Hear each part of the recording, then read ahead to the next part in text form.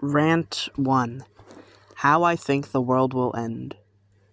I think, over time, the amount of people will start decreasing from cost of living, and and there will be no reason to have children.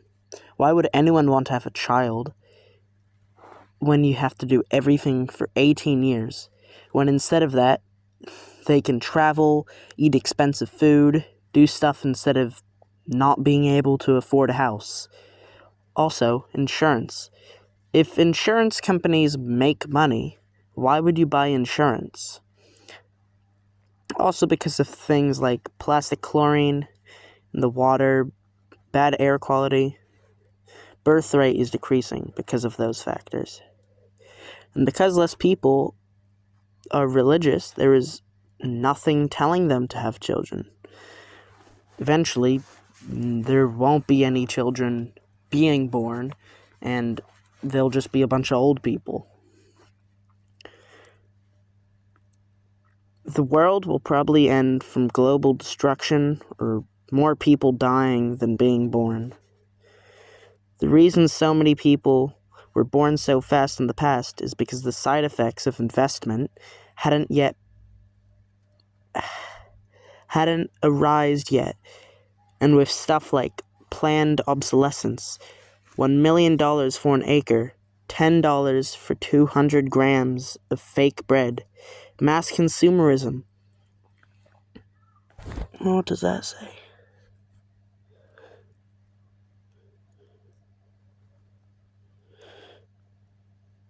Countries killing each other for power.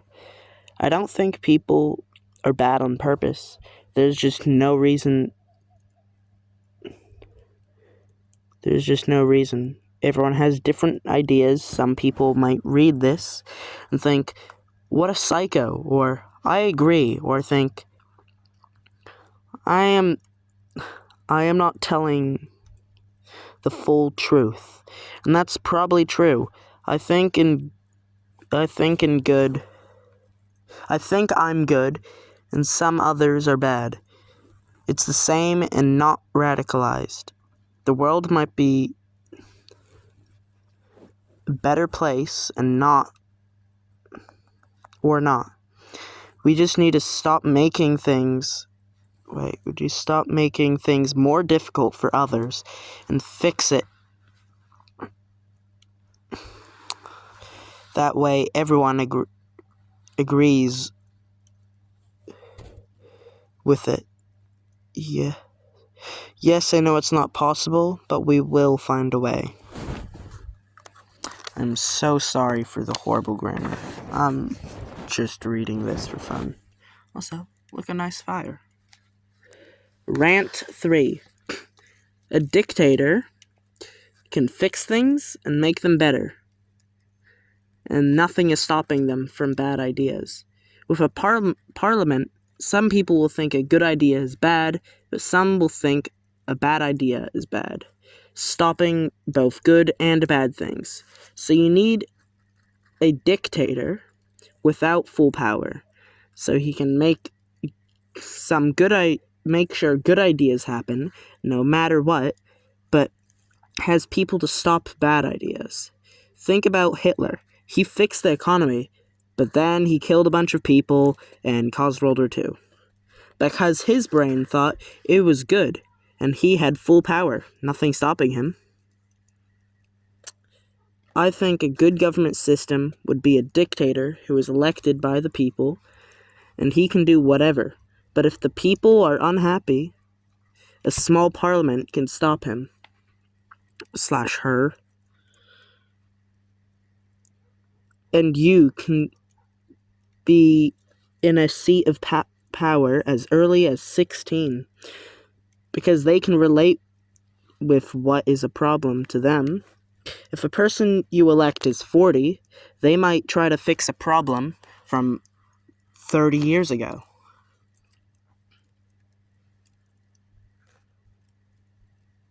Instead of the present-day problems.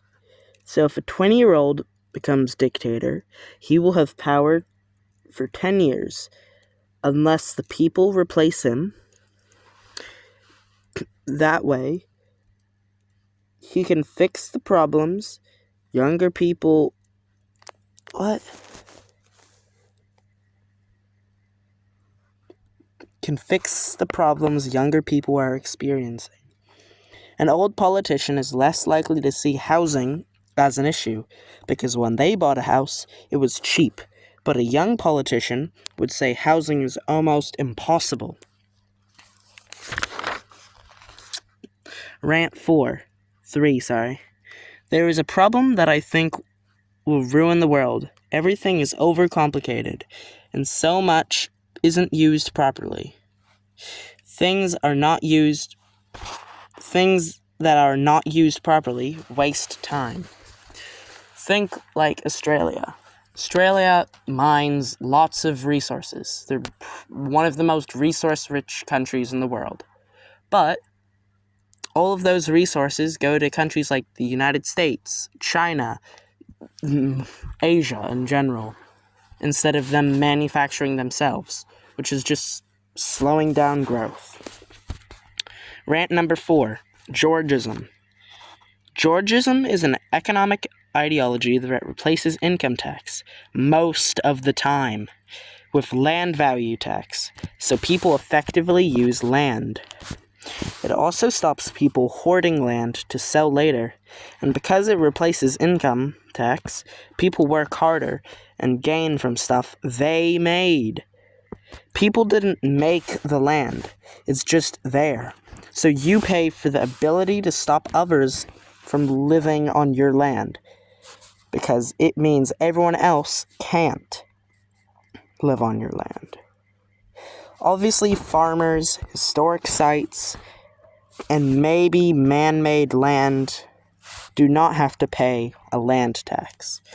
Also, if you don't know what a land tax is, it means instead of the house being taxed, or the money you make from work being taxed, like labor tax, or your business tax, it'll tax the amount of land that you own. And that will replace all the other taxes. Okay, what else?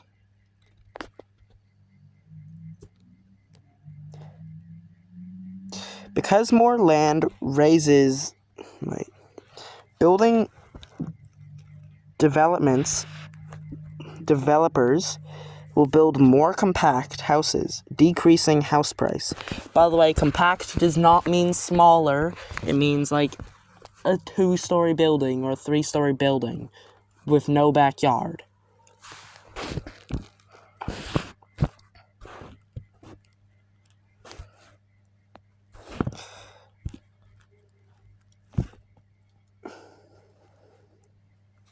The examples of Georgism can be found in Alaska and, in the past, Detroit. Also Alaska. Not Alaska. And Singapore has a land value tax, but they're not, fully into it. There is a good video about this topic by BritMonkey. Why should I pay someone to live on their land? Why doesn't everyone who owns land pay everyone else for us not being able to live on their land?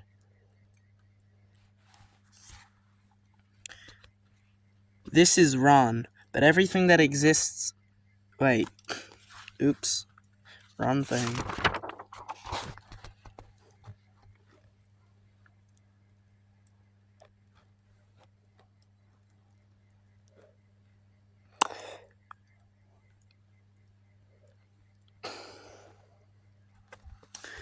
Problems with Georgism that I can think of. During the time when Georgism is first being implemented, implementing it fast could cause a recession and loss of people's investments. So Georgism would have to be implemented maybe over a 10-year period. Some companies make lots of money compared to the land they make, to the land that they take